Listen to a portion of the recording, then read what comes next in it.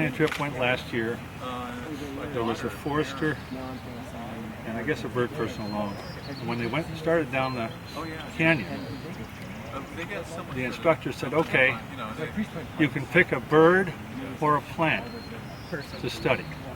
My question is, why not both? You know? And this year there was at least some kidding about the fact that a couple of my students, including Dan, were there, and there was some mild resistance to people watching birds. They were supposed to be watching the rocks. Well, the rocks don't fly away, right? And birds sometimes land on them. So, teachable moment. You know, I just think there's a lot more integration that could take place to make the whole thing richer again. I mean, what Al and I did and other things that were done here earlier on were very special. But the bureaucracy over the years has solidified, as any bureaucracy does. You know? It gets harder and harder. Do you think the students have That's changed? why Charlie. No, and I think I want to comment on the Evergreen students. Yeah. That is an absolute salvation. The Evergreen students remain excellent. During the winter quarter, I had 3 bootleg students, which means I had someone else sponsored them and then I taught them. That's what we do at the field station where Sally and her husband take care of things down in Mexico. Someone sponsors them and gets paid, and then somebody else teaches. But I had 3 students, and I took them over east of the mountains in March. And one day we saw 56 species of birds, which is not bad for March. And I invited along with us a student who was one of my favorite students in the late 80s and early 90s. And his wife has recently taken a teaching position at Central in Ellensburg. And Jerry has taught a few courses. Anyway, we went out. We saw 53 canvasbacks in one place. And we saw 28 swans and so on and so forth. And Jerry, who's a little bit effusive anyway, called me 3 times to thank me. And he said, "You know, your Evergreen students asked me more questions in an hour than all of my students at Central asked me in all the time I've been with them." Wow. And I think that's probably true. I mean, I've been over at Central. I mean, Sally is a graduate of Central, and there are a lot of things I really like about it. But you know, all the guys are about that wide to the shoulder. They weigh 220 and they wear their hats like this. It's difficult.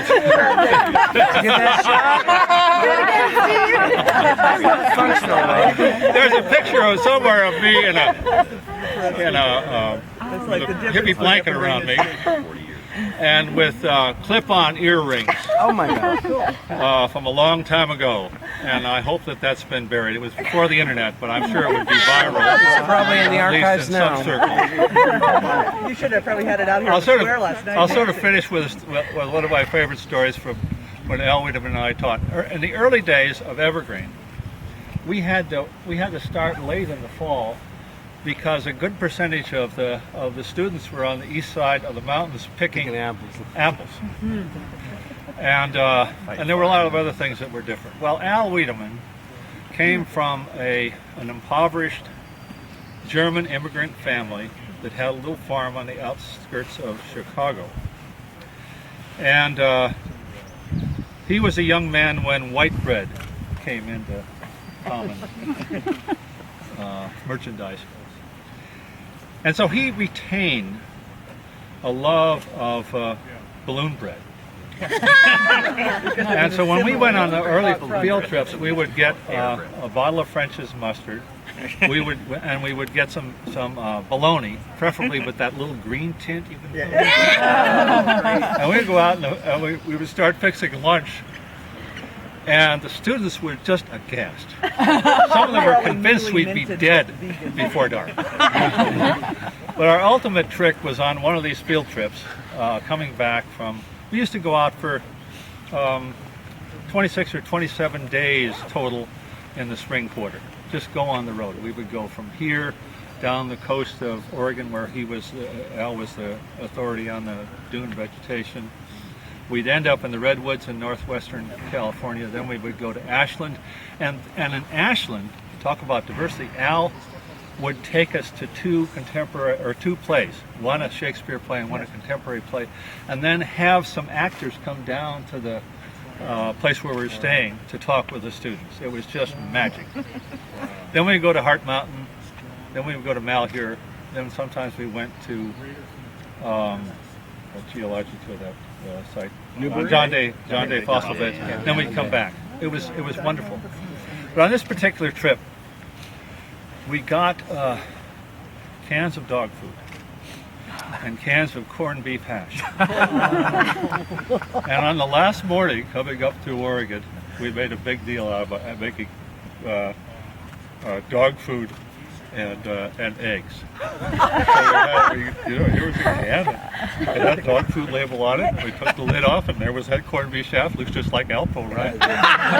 And the students were